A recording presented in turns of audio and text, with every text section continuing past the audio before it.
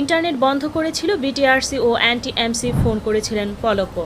কোটা সংস্কার আন্দোলন ও পরবর্তী সময়ে সরকারের পদত্যাগের এক দফা দাবির কর্মসূচি চলাকালে সরকারি দুই সংস্থা বাংলাদেশ টেলিযোগাযোগ নিয়ন্ত্রণ কমিশন ও national telecommunication monitoring centre internet বন্ধের নির্দেশ দিত। এমনকি তখনকার ডাক, টেলিযোগাযোগ ও তথ্য প্রযুক্তি প্রতিমন্ত্রী জুনাইদ আহমেদ পলকও সরাসরি ফোন করে ইন্টারনেট বন্ধের নির্দেশ দিয়েছিলেন। সরকারি সংস্থাগুলো ইন্টারনেট বন্ধের বিষয়টি স্বীকার করেনি, বরং তার বদলে নানা সময়ে নানা বক্তব্য দিয়েছিলেন জুনাইদ আহমেদ। তিনি সামনে এনেছিলেন ইন্টারনেট অবকাঠামোর অগ্নিসংযোগের কথা। দেশে গত 17 জুলাই বুধবার রাত থেকে মোবাইল ইন্টারনেট ও 18 জুলাই বৃহস্পতিবার রাত 9টার দিকে ব্রডব্যান্ড ইন্টারনেট বন্ধ হয়ে যায়। টানা 5 দিন সব ধরনের ইন্টারনেট বন্ধ ছিল। মোবাইল ইন্টারনেট বন্ধ ছিল 10 দিন। সামাজিক যোগাযোগ মাধ্যম ফেসবুক ও ইন্টারনেট ভিত্তিক যোগাযোগ মাধ্যম হোয়াটসঅ্যাপের মতো সেবা বন্ধ ছিল 13 দিন। কখন কোন মাধ্যম ও কোন সংস্থা ইন্টারনেট বন্ধের নির্দেশ দিয়েছিল তার তথ্য প্রমাণ পাওয়া গেছে সংশ্লিষ্ট বিভিন্ন সূত্রে। জানা যায় 15 জুলাই সোমবার দিবাগত রাত 12:30টার দিকে বিটিআরসির ইঞ্জিনিয়ারিং অ্যান্ড অপারেশনস বিভাগ থেকে হোয়াটসঅ্যাপ, শাহবাগ ও ঢাকা বিশ্ববিদ্যালয়ের রাজু ভাস্কর্য এলাকায় মোবাইল ইন্টারনেট বন্ধের নির্দেশ দেওয়া হয়। এর প্রায় আধা ঘন্টার মধ্যে আরেক নির্দেশনায় ঢাকা বিশ্ববিদ্যালয়, জাহাঙ্গীরনগর বিশ্ববিদ্যালয়, চট্টগ্রাম বিশ্ববিদ্যালয়, রাজশাহী বিশ্ববিদ্যালয় ও সিলেটের শাহজালাল বিজ্ঞান ও প্রযুক্তি বিশ্ববিদ্যালয়েও ইন্টারনেট বন্ধের জন্য বলা হয়। পরদিন 16 জুলাই মঙ্গলবার দুপুরের দিকে বিটিআরসির একই বিভাগ থেকে দেশের 59টি বিশ্ববিদ্যালয়ে মোবাইল ইন্টারনেট বন্ধের নির্দেশ আসে। সঙ্গে উল্লেখ করা হয়, এই নির্দেশের ক্ষেত্রে ডাক, টেলিযোগাযোগ ও তথ্য প্রযুক্তি মন্ত্রণালয়ের অনুমোদন রয়েছে। বিটিআরসি এই মন্ত্রণালয়ের অধীনে একটি সংস্থা। ইন্টারনেট বন্ধের বিষয়ে বিটিআরসির চেয়ারম্যান মহিউদ্দিন আহমেদের সঙ্গে কথা বলা সম্ভব হয়নি। তবে বিটিআরসির একজন কমিশনার নাম প্রকাশ না করার শর্তে প্রথম আলোকে বলেন, ইন্টারনেট বন্ধের সিদ্ধান্ত কমিশনারদের সঙ্গে আলোচনা করে নেওয়া হতো না। 16 জুলাই দেশের বিভিন্ন জেলায় সংঘর্ষে 6 জন নিহত হন। এর মধ্যে রংপুরে বেগম রোকেয়া বিশ্ববিদ্যালয়ের শিক্ষার্থী আবু সাইদও রয়েছেন। খুব কাছ থেকে করা পুলিশের গুলিতে তার নিহত হওয়ার ঘটনা মানুষের মধ্যে ব্যাপক ক্ষোভ তৈরি করে। 17 জুলাই বুধবার থেকে ইন্টারনেট বন্ধের নির্দেশনাগুলো দিতে থাকে স্বরাষ্ট্র মন্ত্রণালয়ের অধীন সংস্থা অ্যান্টি-এমসি। সেদিন রাত প্রায় 11:30টার দিকে অ্যান্টি-এমসি থেকে মোবাইল অপারেটরদের বলা হয়, তাদের আধেয় বা কন্টেন্ট ব্লকিং ও ফিল্টারিং ডিভাইসের আওতার বাইরে থাকা ফেসবুক ও ইউটিউব দিবাগত রাত 12টা থেকে বন্ধ করে দিতে হবে। এর 2 ঘন্টার মাথায় অ্যান্টি-এমসির সব মোবাইল ইন্টারনেট বন্ধের নির্দেশ দেয়। পরে অ্যান্টি-এমসির নির্দেশনাতেই দেশে মোবাইল ইন্টারনেট সচল হয়। 28 জুলাই বেলা 1:30টার দিকে অ্যান্টি-এমসি থেকে ইমেইলের মাধ্যমে মোবাইল অপারেটরদের বলা হয় ইন্টারনেট সচল হবে।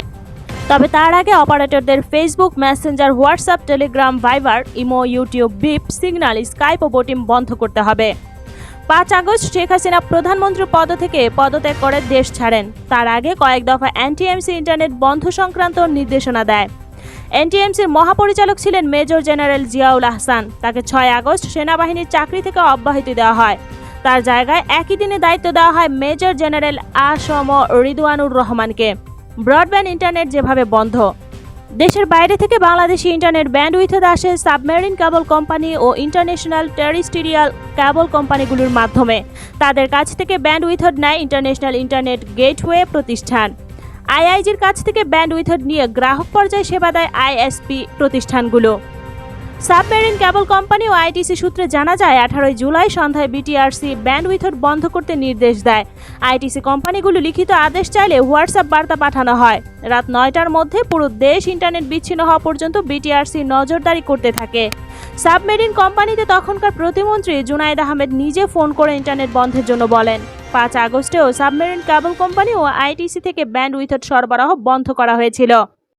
সরকার পতনের পর 6 আগস্ট দেশ ছাড়তে গেলে ঢাকার হযরত শাহজালাল আন্তর্জাতিক বিমানবন্দরে আটকে দেওয়া হয় জুনাইদ আহমেদকে। পরে তার অবস্থান কি সে সম্পর্কে জানা যায়নি। বাংলাদেশ সাবমেরিন কেবলস পিএলসির ব্যবস্থাপনা পরিচালক মির্জা কামাল আহমদ প্রথম আলোকে বলেন, কর্তৃপক্ষের নির্দেশেই তারা ব্যান্ডউইথ বন্ধ করেছিলেন। বিটিআরসি আইআইজিগুলোকেও 18 জুলাই রাত 9টার দিকে এবং 5 আগস্ট বেলা 11টা নাগাদ ইন্টারনেট বন্ধ করতে বলেছিল। তবে আইআইজিরা জানিয়েছে, তারা ইন্টারনেট বন্ধ করতে গিয়ে দেখে আগেই ব্যান্ডউইথ সরবরাহ বন্ধ হয়ে গেছে। আইআইজি প্রতিষ্ঠানগুলোর সংগঠন আইআইজি এবির মহাসচিব আহমেদ জুনায়েদ প্রথম আলোকে বলেন, এভাবে ইন্টারনেট বন্ধের কথা ভাবা যায় না। আর্থিক ক্ষতির সঙ্গে দেশের ভাবমূর্তি ক্ষতিগ্রস্ত হয়েছে। নিয়ন্ত্রক সংস্থাকে রাজনীতিমুক্ত করে স্বাধীন কমিশন গঠনের জন্য তিনি অন্তর্বর্তী সরকারের কাছে অনুরোধ জানান। এদিকে ইন্টারনেট সরবরাহের সঙ্গে যুক্ত বেসরকারি প্রতিষ্ঠানগুলোর একাধিক কর্মকর্তা বলেছেন, ইন্টারনেট বন্ধের নির্দেশের ক্ষেত্রে দ্বিমত করা হলে লাইসেন্স বাতিল সহ নানা ধরনের হুমকি দেওয়া হতো। আইন কি বলে? দেশে 12 কোটিরও বেশি মোবাইল ইন্টারনেট গ্রাহক এবং 1 কোটির বেশি ব্রডব্যান্ড ইন্টারনেট গ্রাহক রয়েছেন। এখন ব্যবসা বাণিজ্য, আর্থিক লেনদেন, সরকারি বেসরকারি অফিসের কার্যক্রম পরিচালনা, তথ্য প্রবাহ, বিনোদন সহ সব ক্ষেত্রে ইন্টারনেট লাগে। আওয়ামী লীগ সরকারের শাসনামলে বিভিন্ন সময় ইন্টারনেট বন্ধের ঘটনা ঘটেছে। বিরোধী রাজনৈতিক দলের কর্মসূচি ঘিরে প্রায় ইন্টারনেট বন্ধের ঘটনা ঘটত। যদিও সরকার তা স্বীকার করত না, ছাত্র জনতার অভ্যুত্থানে 5 আগস্ট আওয়ামী লীগ সরকারের পতন হয়েছে।